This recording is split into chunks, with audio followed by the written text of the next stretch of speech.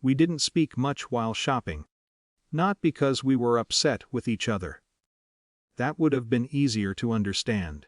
It was simply the kind of silence that arrives after years of knowing exactly how the other person moves through aisles. He drifted toward produce, inspecting oranges with theatrical seriousness. I headed for the household section. We met again near dairy without planning it. Marriage had long ago turned into choreography. By the time we approached the checkout, our cart looked predictably full: detergent, cereal, his preferred brand of coffee, the yogurt he never remembered to eat. The cashier scanned items with bored efficiency. My husband's phone rang. He glanced at the screen. "I should take this," he said, already stepping away. There was nothing unusual about that. Calls had their own hierarchy in his life. Some urgent, some important, some merely unavoidable. I paid, slid my card back into my wallet, and began gathering the bags. I was almost relieved to leave. That's when the security guard approached. He was elderly in a way that softened everything about him. Not frail, but gentle, as though his presence carried apology by default. His uniform hung slightly loose, sleeves creased from years of folding. "Excuse me, dear."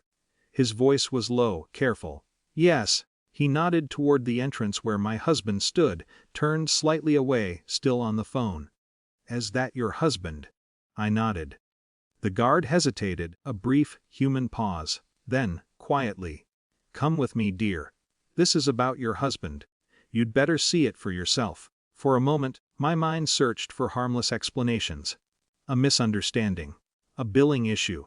Perhaps he'd left something behind. There was a flicker of embarrassment, the mild irritation of being singled out in public. But the guard's expression didn't fit any of those possibilities. Concern, not accusation. He led me past the customer service desk, through a door marked authorized personnel only.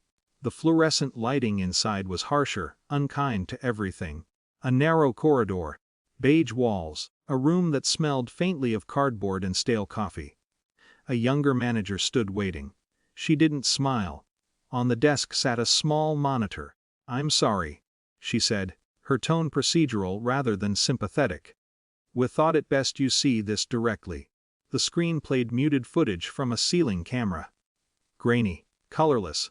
My husband moved through the electronics section.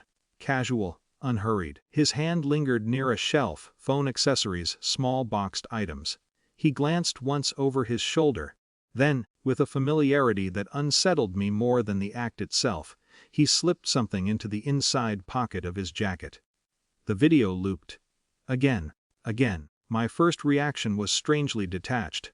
There was no shock, no dramatic rupture. Only a peculiar sense of misalignment, like seeing someone wear your spouse's face incorrectly. "That can't be right," I heard myself say. But even as I spoke, memory rearranged itself. The new headphones he'd brought home last month. The charger he claimed was on sale. The vague explanations. The dismissive shrugs. Small inconsistencies I had filed away without inspection. "We've documented several incidents," the manager continued gently. "Today we needed to intervene." The word "several" landed quietly, heavily. Not once, not a mistake, a pattern. They escorted him into the room minutes later. He looked more irritated than afraid. "This is ridiculous," he began, then stopped when he saw me. Something shifted in his face, not guilt exactly. Calculation, perhaps. The rapid mental search for a version of events that might still work. "It's not what it looks like." The sentence felt rehearsed. The manager spoke calmly, firmly. Store policy, evidence, procedure, the language of institutions that no longer required persuasion. There was a clipboard. Forms. A request for identification.